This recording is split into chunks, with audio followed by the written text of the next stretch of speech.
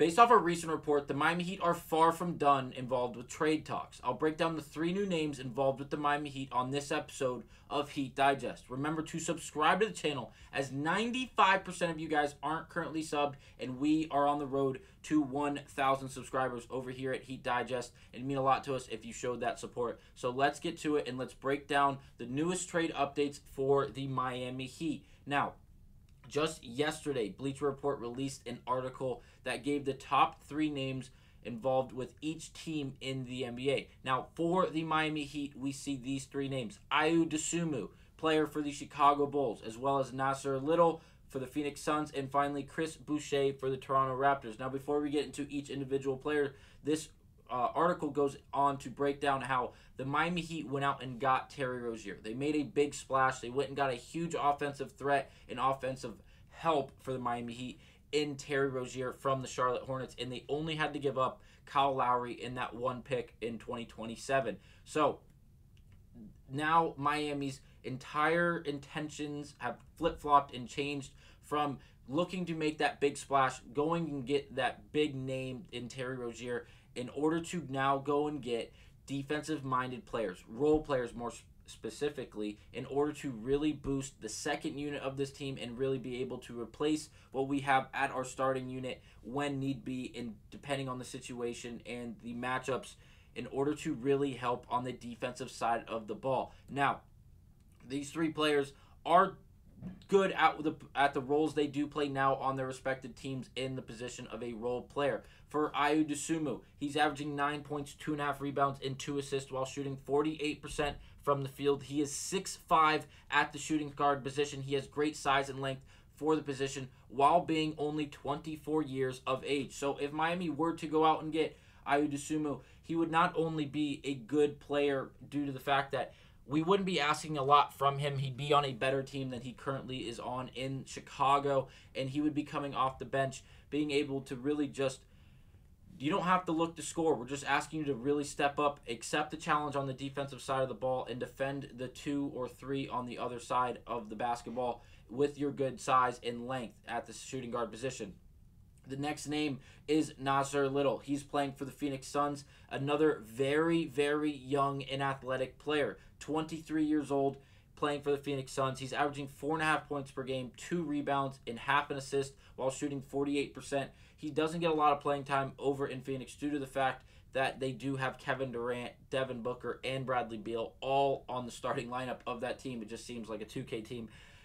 He is a young athletic player, and he's very energetic. He's only 6'6", and he is playing the small forward position, but with his length and his size and his ability really to accept the challenge, as well as his energy that he puts forth night in and night out, it seems like he'd be a great option to defend really the 2, 3, and the 4 positions, depending on the matchups, obviously, night in and night out. And I don't see why he wouldn't be a good fit for the Miami Heat. He doesn't do a lot on the offensive end to begin with, and if he was brought into Miami, I would assume that it would be nothing more than a defensive role, especially coming off the bench, and that's what he would be. It seems like he'd be perfectly fine with playing that role as he's played basically that role all season long for the Phoenix Suns. Now, the last one seems like the most, it seems like the closest option for the Miami Heat, and the reason I say that is because we need another power forward or center down low protecting the paint for the Miami Heat.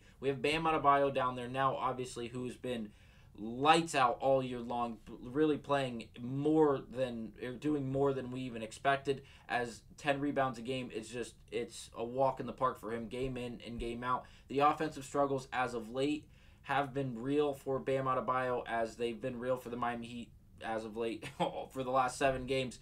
But Bam has done a great job, especially over the last 3 to 5 games, in his ability to not only rebound, but then bring the ball up the floor by himself and then facilitate offense. He's had more than 5 assists in the last 3 games for the Miami Heat, really playing a great role. But again, he's doing everything he can in protecting the paint for the Miami Heat, and now he's doing even more on the offensive side of things. He's going to get burnt out, so Chris Boucher seems like a good option. He's the only power forward listed out of these top 3 for the Miami Heat. He is 6'9", so again, he would be undersized. We do need a big shot blocking frame for the Miami Heat due to the fact, like I said, Our ability to defend the painted area has been abysmal all year long, and we are desperate for more help in that area, as Bam, again, is doing all that he absolutely can, but he's not going to be able to get it done all year long and into the playoffs, especially when it comes down to a 7-game series. So Boucher being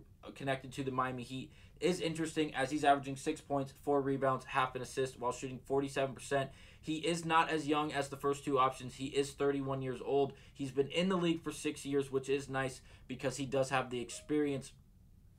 But again, he is undersized, 6'9". He playing the power forward position. It would be interesting. Bam would obviously slide to the center position, being 6'11", having the longer frame. But again, Boucher would be there for the defensive purposes in playing the power forward position. It's going to be interesting to see what Miami does, as we do have the offensive firepower. We really do. Just looking at this starting five alone, not even looking at the second, third, or fourth, or even fifth string players.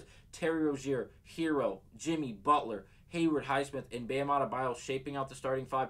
There is so much offense. Hero's a 20-point scorer at one point. Rozier was a 20-point scorer at one point. Adebayo and Butler are both 20-point scorers at some point in their career, if not this season. That is simply insane, the amount of offense that we have at our grasp. Just getting it to work and properly flow seems like the biggest challenge for the Miami Heat. Currently, Hayward Highsmith has done a phenomenal job this year in playing his role and his ability to hit open threes, as well as accepting the challenge on defense and bringing the energy. Now, these three names in Ayo Dosunmu and Nasir Little seem like two great options if you're looking for the Hayward Highsmith type of player. And I'm totally exiting out the offensive end of things. Totally speaking about the energy they would bring and the defensive-minded play that they would also have due to their length, their size, and their willingness to defend. It seems like they would be great fits in Miami for that reason. Again, what would these trade packages look like? That is a totally different question, as these price tags should not be that big. Again, these guys are all role players on the teams they are currently on.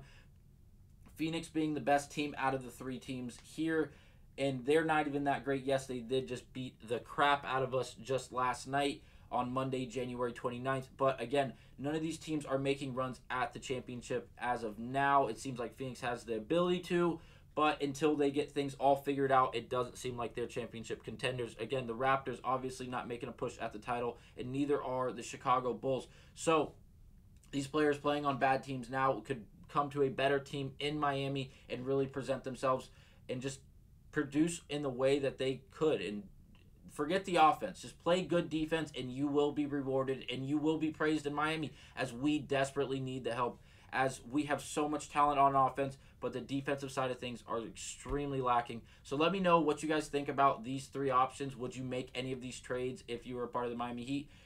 Thanks for watching this episode of Heat Digest, and that's going to be it. See you on the next one.